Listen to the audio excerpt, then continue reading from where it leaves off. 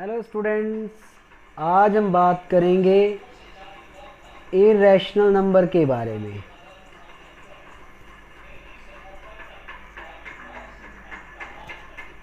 Irrational number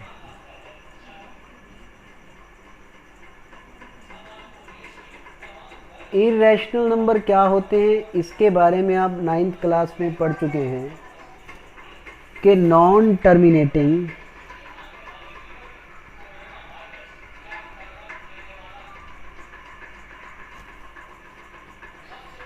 और non repeating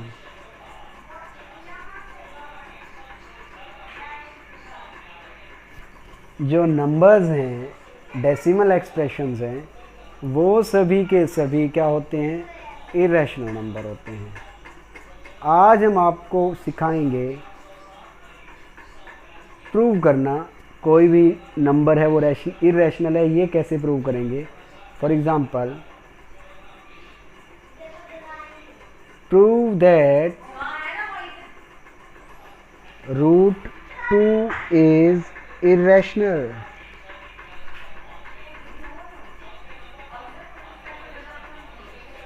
बच्चों, इस तरीके की प्रॉब्लम आपके एग्ज़ाम्स के अंदर, बोर्ड एग्ज़ाम्स के अंदर हर बार पूछी जाती है, इसलिए इस वीडियो को बहुत ध्यान से समझना है। हम यहाँ कंट्राडिक्शन मानकर चलते हैं। कंट्राडिक्शन में हम क्या लेंगे, लेट अस अज्यूम, हमने अज्यूम कर लिया कि √2 इज रैशनल। √2 क्या है, रैशनल है। अब बच्चों, हमें पता है कि अगर ये एक रैशनल नंबर है तो हम इसे p/q की फॉर्म में लिख सकते हैं, यानी कि p/q इज इक्वल टू √2 के होगा, q नॉट इक्वल टू 0 होगा, और इसके साथ साथ p एंड q जो हैं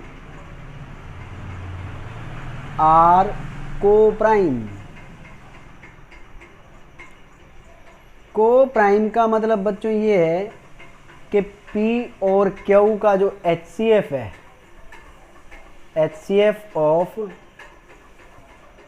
PQ इज 1।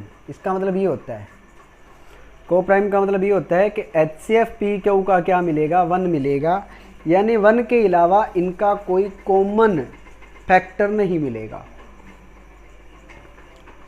अब हमने क्या लिखा कि p/q इज इक्वल टू √2 है, तो p की वैल्यू जो है वो √2q के इक्वल हो जाएगी, और अगर हम दोनों तरफ स्क्वायर करें तो p² is equal to 2q² हो जाएगा बाय स्क्वेयरिंग।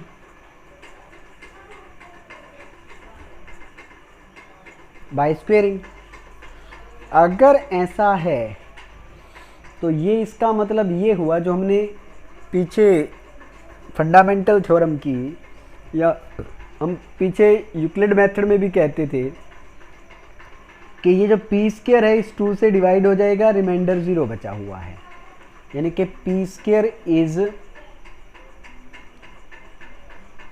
Divisible by 2। और बच्चों, अगर p² 2 से डिवाइड होता है तो p इज आल्सो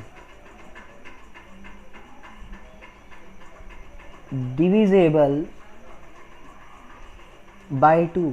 p भी 2 से डिविजेबल है, क्योंकि अगर किसी संख्या का स्क्वायर किसी दूसरी संख्या से डिवाइड होता है तो वो संख्या भी उसी नंबर से क्या हो जाएगी, डिवाइड हो जाएगी। जैसे मान लो 4 का स्क्वायर 2 से डिवाइड होता है तो 4 भी 2 से डिवाइड होगा ऐसा। अगर p 2 से डिवाइड होता है तो P इज इक्वल टू हमारे पास होना चाहिए 2m मल्टीपल ऑफ 2, यानी कि P square is equal to क्या होना चाहिए 4m स्क्वायर, 4m स्क्वायर। लेकिन P स्क्वायर तो 2 क्यू स्क्वायर के इक्वल है, इसका मतलब हो गया कि 2 Q square is equal to 4m square है, और Q square is equal to 2m square हो जाएगा। अब ये प्रॉपर्टी हमारी दोबारा से काम कर गई, यानी कि क्यू स्क्वायर जो है वो भी इज डिविजेबल है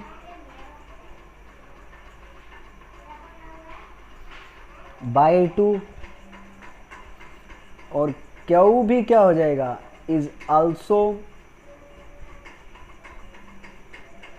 डिविजेबल बाय 2 हो जाएगा। अब देखो बच्चों, P भी 2 से डिविजेबल है, Q भी 2 से डिविजेबल है, लेकिन हमने ऊपर क्या कहा था, हमने ऊपर तो ये कह रखा ना कि P एंड Q आर को प्राइम, यानी कि P और Q का HCF एक है। P और Q का HCF होने का मतलब क्या है कि P और Q का 1 के अलावा कोई कॉमन फैक्टर नहीं है, जबकि ऊपर की जो कंडीशंस कहती हैं from above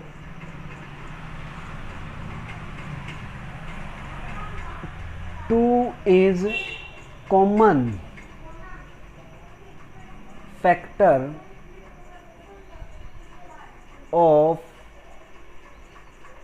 PQ which contradict that P and Q are co-prime। इसका मतलब क्या हुआ कि जो हमारी अजम्पशन है, सो आवर assumption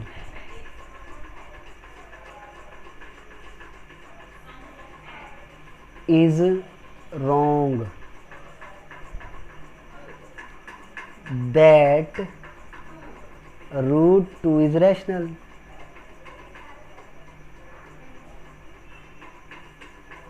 हमारी assumption क्या हो गई, wrong हो गई ना, कि रूट 2 इरेशनल है। इसका मतलब क्या हो गया, हमारी assumption ये गलत हो गई कि रूट 2 रैशनल है, हैंस रूट 2 इज इरेशनल, यानी कि रूट 2 क्या हो गया, इरेशनल हो गया। एक बार दोबारा से समझते हैं बच्चों, हमें शो करना था कि रूट 2 इरेशनल है, हमें प्रूव क्या करना था कि रूट 2 इरेशनल है। हमने मान लिया कि रूट 2 जो है वो रैशनल है। अगर रूट 2 रैशनल है तो उसे हम P बाई Q की फॉर्म में लिख सकते हैं, और Q नॉट इक्वल टू 0 होना चाहिए। It means P and Q are coprime, HCF of PQ is 1। इसका मतलब ये हुआ ना, देयर इज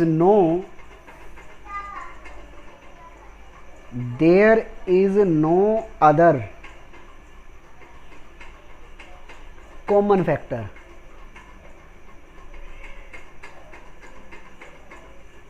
ऑफ PQ। इसका मतलब ये हो गया बच्चों कि PQ का 1 के अलावा कोई कॉमन फैक्टर नहीं है। ये याद करने के लिए मैंने आपको बताया, ताकि नीचे जो प्रॉब्लम है वो आपको कहीं क्रिएट ना हो जाए, वो समझ आ जाए। अगर P by Q is equal to root 2 है तो P is equal to root 2 Q हो जाएगा, दोनों तरफ स्क्वायर कर देते हैं तो P square is equal to 2 Q square हो जाएगा। और इसका मतलब क्या हुआ कि अगर P स्क्वायर को हम 2 से डिवाइड करें तो आंसर Q स्क्वायर आएगा, तो P स्क्वायर 2 से डिविजेबल हो जाएगा।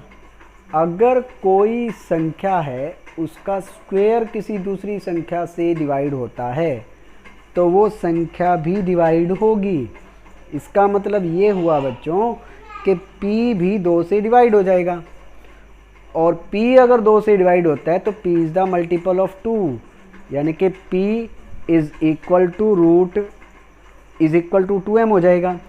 और p स्क्वायर किसके इक्वल हो जाएगा, 4m के स्क्वायर के इक्वल हो जाएगा। लेकिन ऊपर हमने क्या कहा कि जो p स्क्वायर है वो तो 2q स्क्वायर के इक्वल है, तो जो जो p स्क्वायर है उसकी जगह हम 2q स्क्वायर पुट कर दे तो 4m स्क्वायर हो गया। दोनों तरफ 2 से डिवाइड कर दिया तो q square is equal to 2m square हो गया। इसका मतलब q स्क्वायर 2 से डिवाइड होता है। अगर q स्क्वायर 2 से डिवाइड होता है तो q भी 2 से डिवाइड होगा। अगर इन चीज़ों को ध्यान में रखें तो 2 जो है वो p और q दोनों का कॉमन फैक्टर हो गया। लेकिन हमने क्या कहा था ऊपर, हमने कहा था कि भाई 2 1 के अलावा इनका कोई कॉमन फैक्टर है नहीं, तो इसने हमारी जो अजम्पशन थी को प्राइम वाली उसको क्या कर दिया, कंट्राडिक्ट कर दिया। कंट्राडिक्ट मतलब होता है उसका विरोध करना। तो हमारी अजम्पशन शुरू से ही गलत होगी ना। So our assumption is wrong that root 2 is rational. अगर रूट 2 रैशनल नहीं है या रूट 2 रैशनल है, ये हमारी अजम्पशन गलत हो गई, तो रूट 2 क्या बन जाएगा, इररैशनल हो जाएगा। इसी तरीके से आप बच्चों रूट 5, रूट 7, रूट 3 और भी कोई वैल्यूज़ हैं तो उसका रूट फाइंड आउट कर सकते हैं। प्रैक्टिस के लिए आपको कुछ एक प्रॉब्लम्स देता हूँ, उन चीज़ों का रूट आपको कैलकुलेट करके देखना है। बच्चों इसी तरीके से आप खुद ट्राई करके देखेंगे।